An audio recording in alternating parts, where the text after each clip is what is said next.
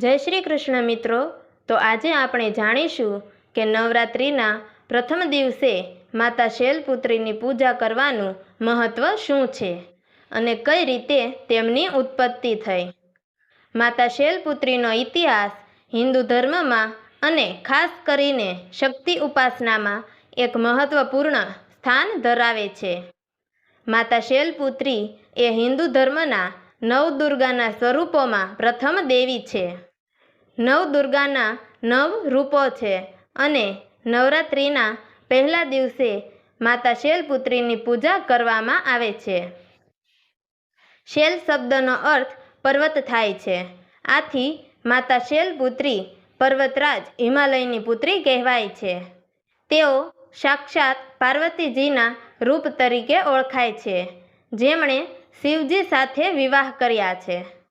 માતા શૈલપુત્રીના જન્મ અને ઇતિહાસની શરૂઆત સતીના જન્મથી થાય છે। પૌરાણિક કથાઓ અનુસાર સતી પ્રજાપતિ દક્ષની પુત્રી હતી। દક્ષ પ્રજાપતિ બ્રહ્માજીના મનથી જન્મેલા પુત્ર હતા અને તેઓ દેવતાઓમાં એક પ્રતિષ્ઠિત સ્થાન ધરાવતા હતા।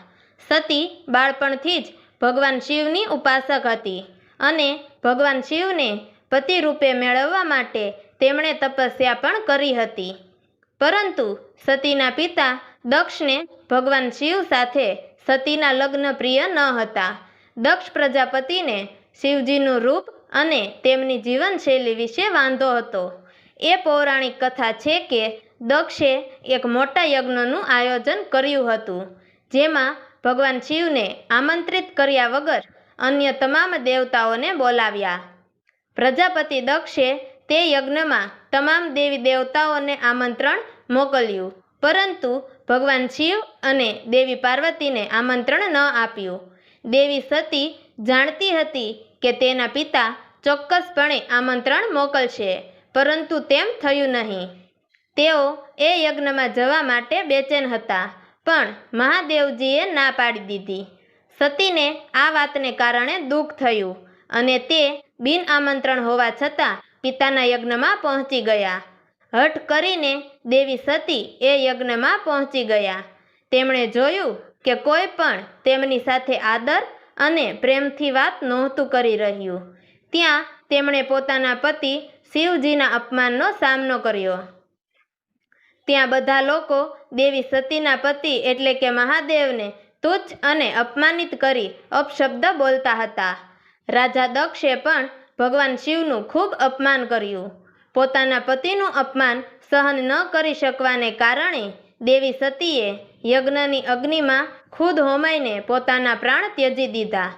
ભગવાન શિવ આ ઘટનાથી અતિશય ક્રોધિત થયા અને તેઓએ પોતાની જટામાંથી વીરભદ્રને પ્રગટ કર્યો, જેણે દક્ષના યજ્ઞનો નાશ કર્યો અને દક્ષ પ્રજાપતિનું શીશ કાપી નાખ્યું।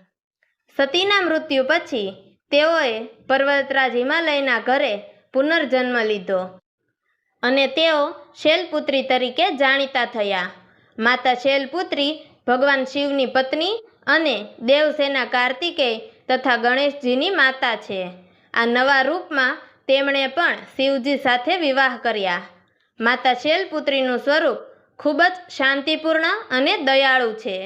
તેઓને 2 હાથ ધરાવતા બતાવવામાં આવ્યા છે। તેમના એક હાથમાં ત્રિશૂલ છે, જે શક્તિ અને ન્યાયનું પ્રતીક છે, અને બીજા હાથમાં કમળ છે, જે શાંતિ અને કૃપાનું પ્રતીક છે। તેઓ બળદ પર સવાર છે। માતા શૈલપુત્રીનું સ્વરૂપ ભક્તોને આત્મવિશ્વાસ અને શક્તિનું પ્રેરણા આપતું સ્વરૂપ છે। નવરાત્રિના પહેલા દિવસે તેમની પૂજા કરવામાં આવે છે અને માન્યતા છે કે આ દિવસે તેમની પૂજા કરવાથી ભક્તોને અલૌકિક આશીર્વાદ પ્રાપ્ત થાય છે। નવરાત્રિનો તહેવાર ખાસ કરીને માતા દુર્ગાને સમર્પિત છે અને નવદુર્ગાના દરેક સ્વરૂપનું પૂજન 9 દિવસના તહેવારમાં અલગ અલગ દિવસો પર થાય છે। નવરાત્રિના પ્રથમ દિવસે માતા શૈલપુત્રીની પૂજા ખાસ મહત્વ ધરાવે છે અને તેમની પૂજા કઠિન તપસ્યાનું પ્રતીક છે। આ દિવસે ભક્તો શાંતિ, તપ અને આત્મવિશ્વાસ માટે તેમના આશીર્વાદ માગે છે। માતા શૈલપુત્રીની આરાધના ખૂબ મહાન અને શુભ માનવામાં આવે છે. નવરાત્રિ દરમિયાન પ્રથમ દિવસની પૂજા સાથે જ શુભ કાર્ય શરૂ થાય છે.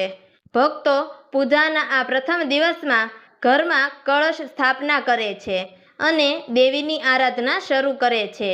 માતા શૈલપુત્રી સાધકને ધૈર્ય, આત્મવિશ્વાસ અને સંતુલિત જીવન માટે પ્રેરણા આપે છે. તેઓની પૂજા કરવાથી ભક્તોને મજબૂત શક્તિ, શાંતિ અને સાધનામાં સફળતા મળે છે. તો ચાલો આપણે જાણીએ કે માતા શૈલપુત્રીની પૂજા કેવી રીતે કરવામાં આવે છે. પૂજા કરતા પહેલાં પોતે સ્નાન કરીને સ્વચ્છ કપડાં પહેરવા, પૂજા માટેનું સ્થાન સ્વચ્છ કરવું અને પૂજાનું સ્થાન શાસ્ત્રોક્ત રીતે ફૂલોથી સુશોભિત કરવું.